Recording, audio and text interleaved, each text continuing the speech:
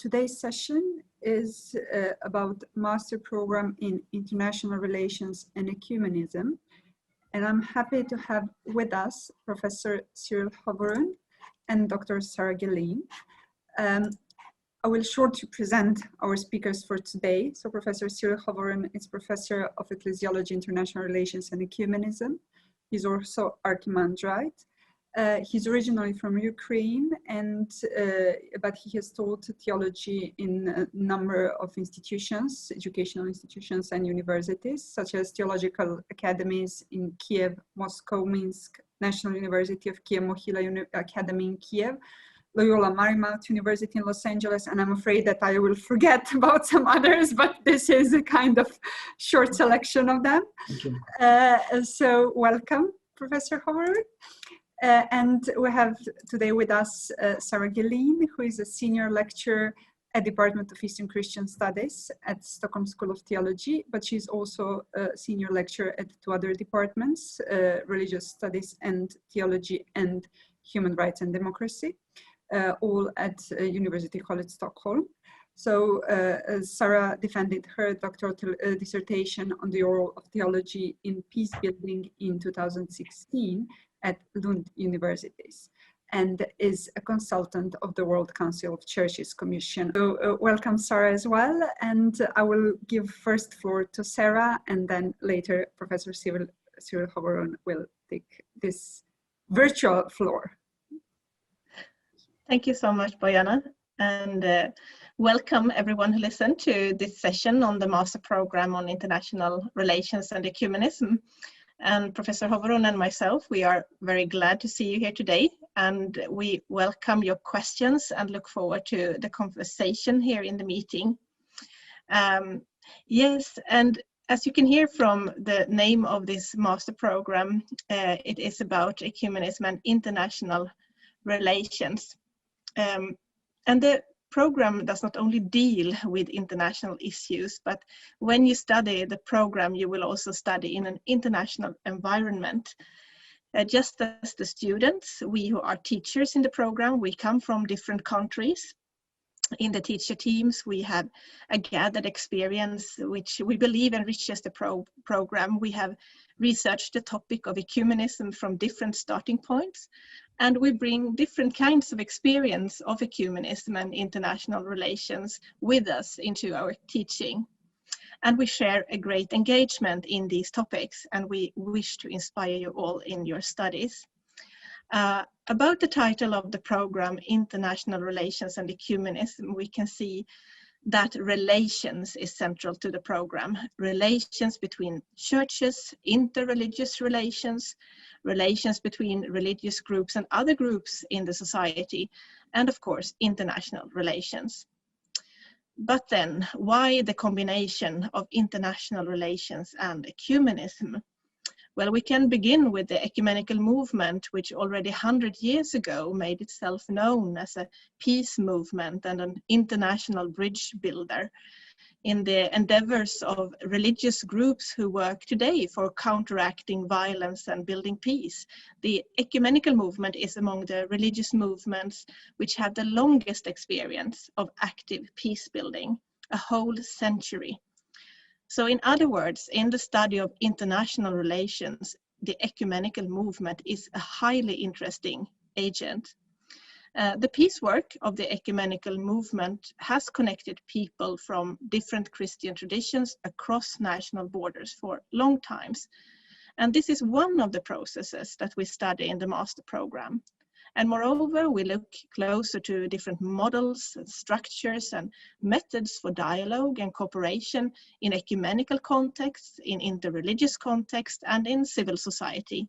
And not least, we discuss the theological reasoning and reasons behind this work.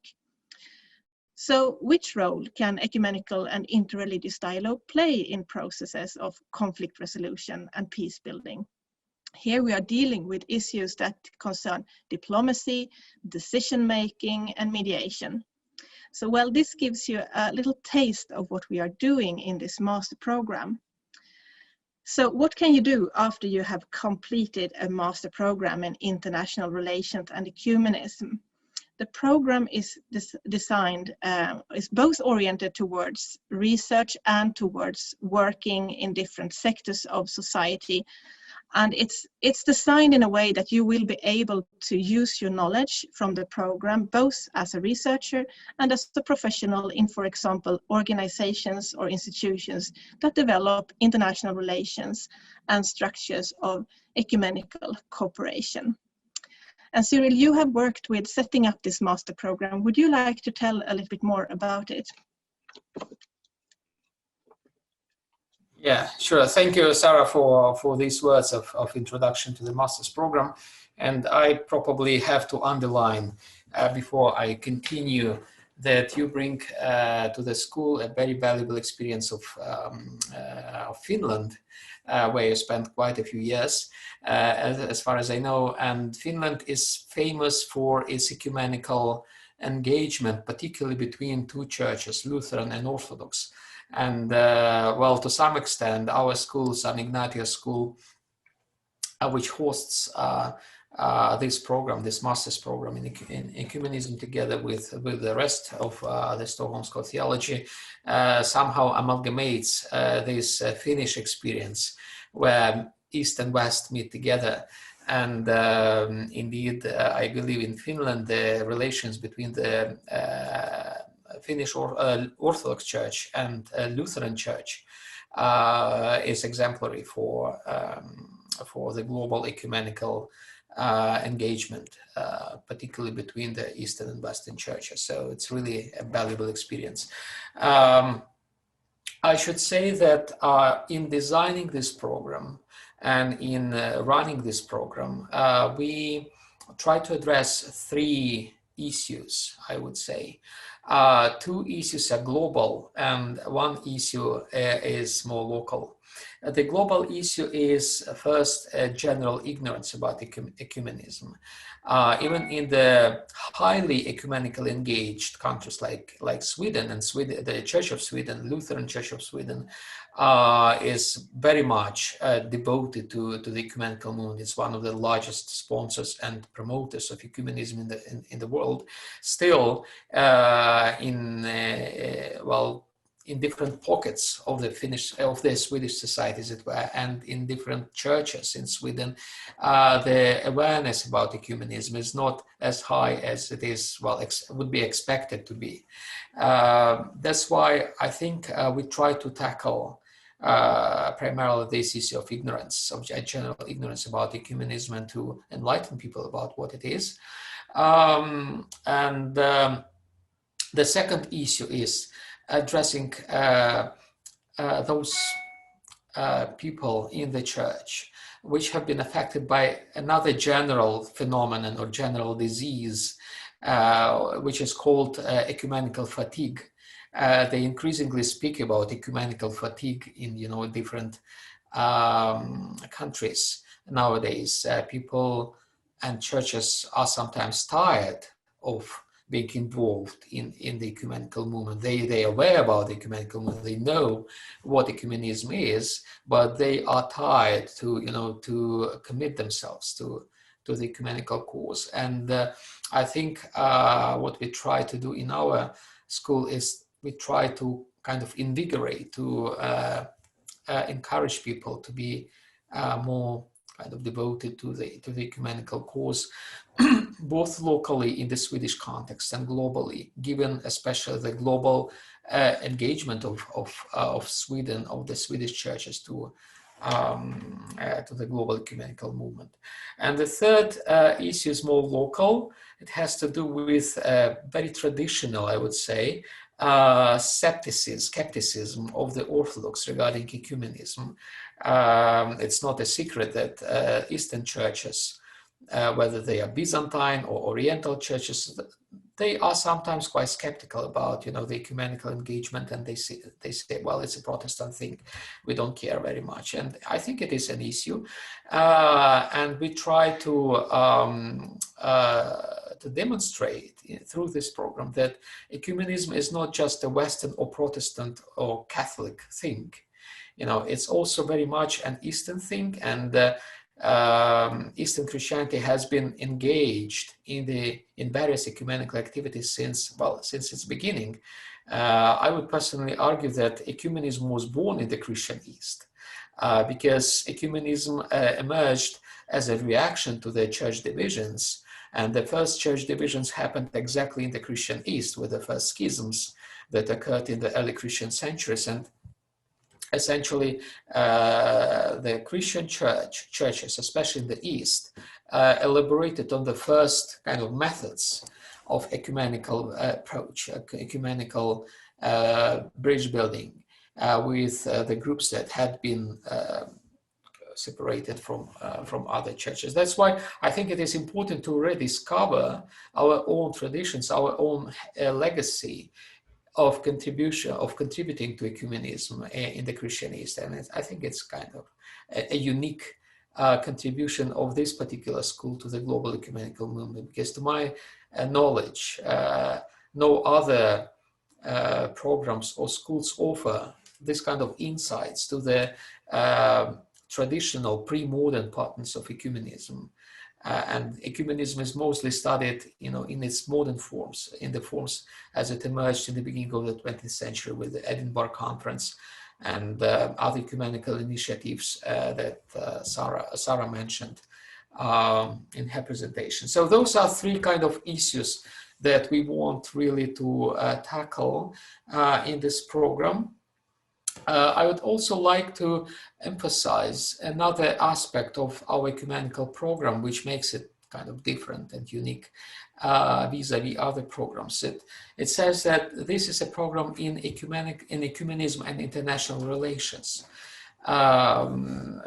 which gives the ecumenical studies a proper context, I believe. It makes our ecumenical program contextual. Contextual in the sense of not just the local culture, enculturation, but also in the sense of regarding the phenomenon of the church and the church divisions in a wider context of wider society and political circumstances that certainly affect, the life of the church. It reflects a special approach that our school has adopted regarding the phenomenon of the church. And in our school, we develop what we call critical ecclesiology, meaning it's a perception of the church which takes into consideration various socio-political circumstances that surround the church and that sometimes dictate in either positive or negative ways how the church behaves in the public square, in the wider society. So we place the ecumenical studies in the same context. We study them in a wider socio-political context or contexts. So that's how we connect essentially the ecumenical studies with ecclesiology, with the church. And if you want, it's a kind of know-how of our school that we try to promote through this master's program. So it's on the one hand we offer a field of studies which is explored by other schools, but we also offer some special outlooks at this field of studies, which are contextual, which are socio-political, and which also include not just the Western approach to ecumenical studies, but also the Eastern approaches to the ecumenical studies. So we really follow this beautiful metaphor, which was articulated by John Paul II, that Christianity should breathe with two lungs, Eastern and Western lungs. We try to breathe with two lungs, and those are the lungs that I hope will oxygenate, increase the level of oxygen in the veins of the global ecumenical movements. So that's sort of some additional points to what Sarah has indicated in her presentation, and those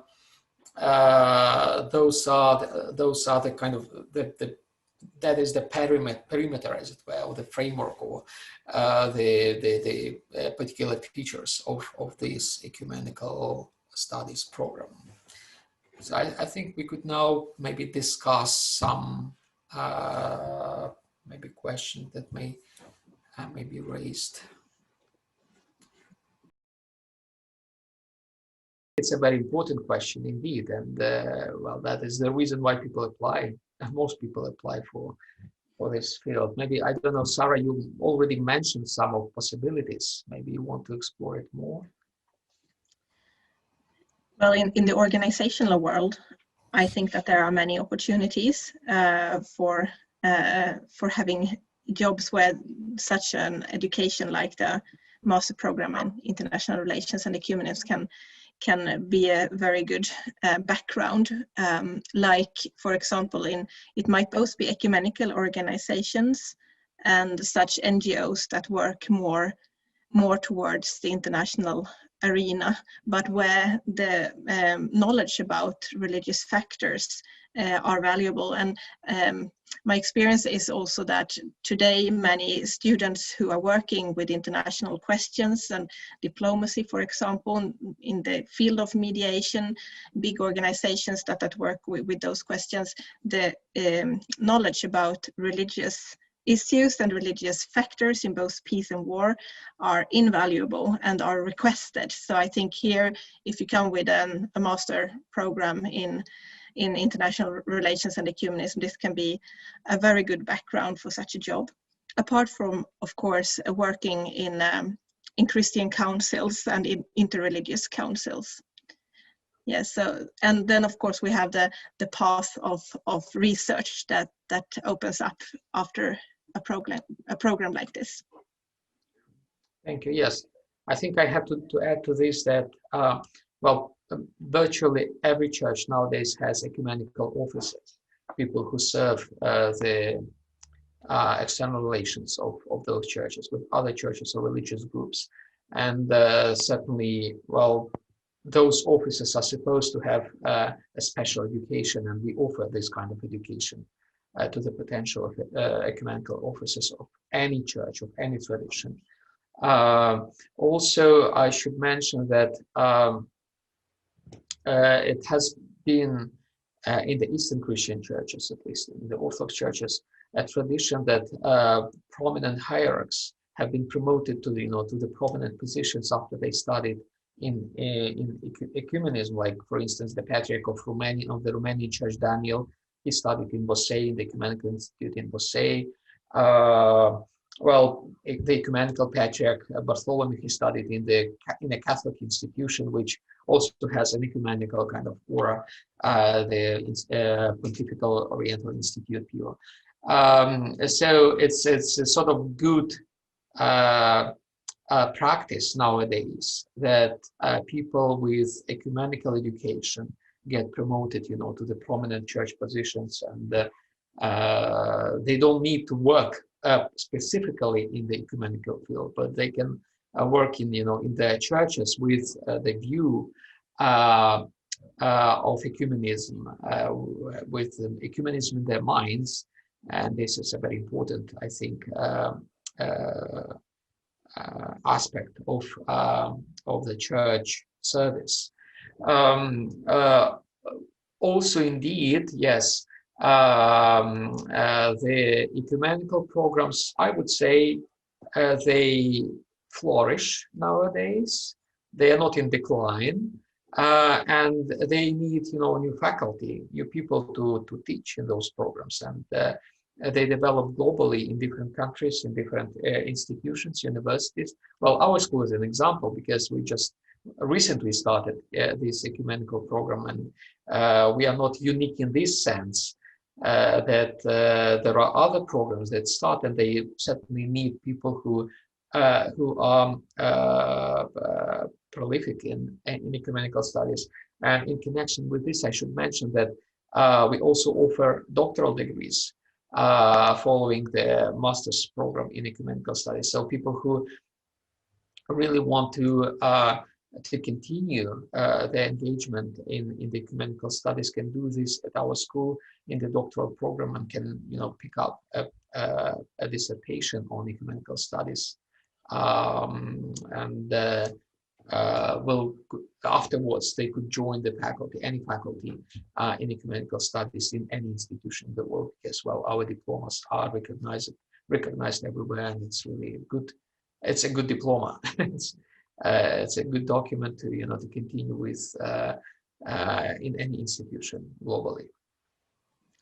I can hang on here a little bit to what Cyril says also about ecumenism as a developing subject, and that it's a flourishing subject in the academy around the world, and that here in Sweden we are in our college developing ecumenism now in different ways, and that we have these two different departments where students from different traditions and different directions and different backgrounds are given the opportunity to follow an international ecumenical track in their education, and that this takes place both in the Department of Eastern Christian Studies and is also on its way to develop in the other department, which is also a theological department, which is on religious studies and theology. So this background, which can be different, but that we are here having an education that gathers students from different backgrounds, and that is also something which really strengthens the environment of studies. Yeah. Thank you, Sarah, for bringing this up, which exactly emphasizes another important aspect of our school is interdisciplinarity. We really try to bridge different fields, and the ecumenical studies, our program in ecumenical studies at least, it's really crossing different fields.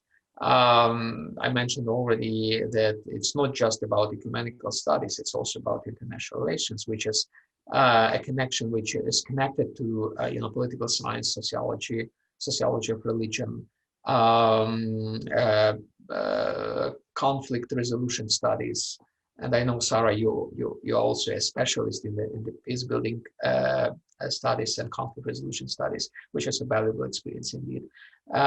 So we try really to explore adjacent fields, not just the ecumenical studies, and yeah, it is encoded somehow in our program.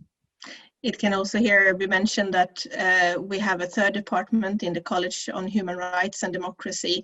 So the interests in both ecumenical studies, like bridging the departments of Eastern Christian Studies and the other department of Religious Studies and Theology, but also the bridge to human rights and democracy, which falls very naturally into the themes of this program. So here we have an environment of exchange. Yes, exactly. I should say probably that our program has been tailored, crafted around learning outcomes, which are very important for in the modern education, and we've developed the learning outcomes that would allow our students to contribute constructively and effectively to the field of ecumenical studies, to the field of interchurch relations, conflict resolution programs, and those are skills that we try to develop for our students. It's not, well, certainly it's not just about knowledge. It's not about consuming information and reproducing information. It's about really an ability of applying what they've learned in the process of the master's program to their respective fields or situations. That's why we really emphasize and focus on